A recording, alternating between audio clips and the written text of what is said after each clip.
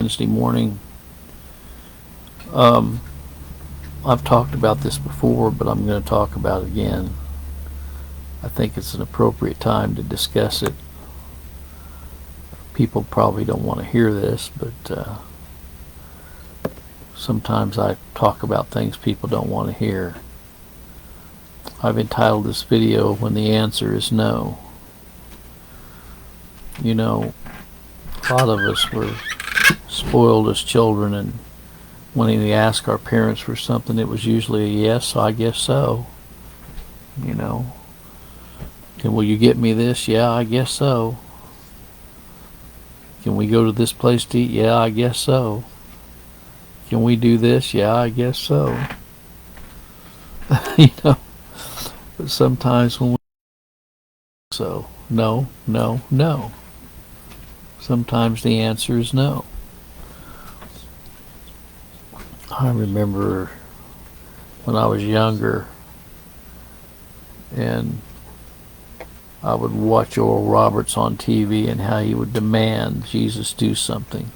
I demand you in the name of Jesus to do this or do that. Well, Paul besought the Lord 3 times that his thorn in the flesh would depart from him. 2 Corinthians 12:8, "For this thing I besought the Lord thrice, that it might depart from me." But in the prior verse, in 2 Corinthians chapter 12, it says that lest I should be exalted above measure through the abundance of the revelation, there was given to me a thorn in the flesh, the messenger of Satan, to buffet me, lest I should be exalted above measure. For this thing I besought the Lord thrice, that it might depart from me. And he said unto me, the Lord, My grace is sufficient for thee, for my strength is made perfect in weakness. Most gladly, therefore, will I rather glory in my infirmities, that the power of Christ may rest upon me. Therefore I take pleasure in infirmities, and reproaches, and necessities, and persecutions, and for when I am weak, then I am strong. Well, that should be our response when we ask something of God and he says no. Have you ever been in a struggle where you've tried different things and there's always been shut doors?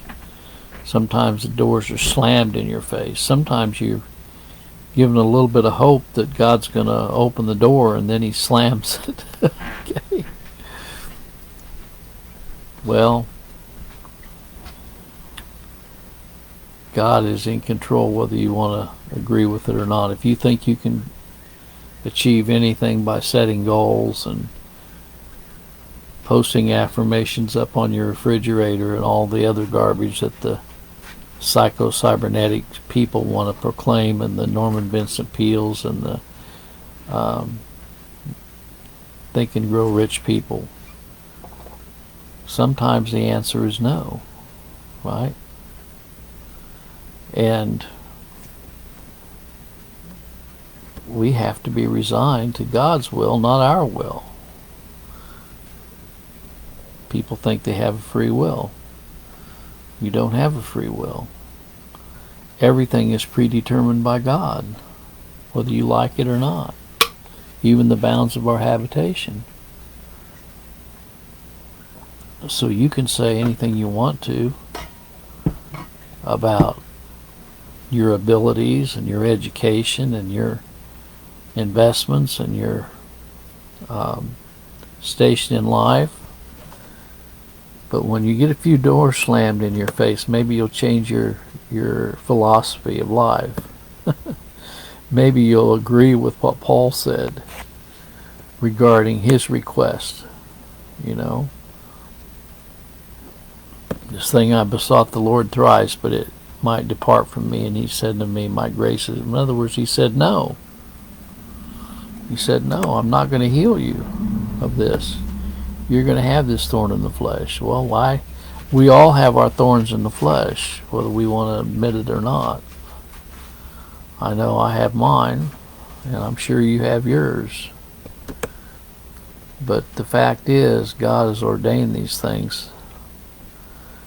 And he says that all things work together for our good, even the thorns in the flesh that he gives us. So that's what's on my mind this morning. And sometimes it's not easy when you get a lot of no's and one, you go a long time without any yeses. It's not easy.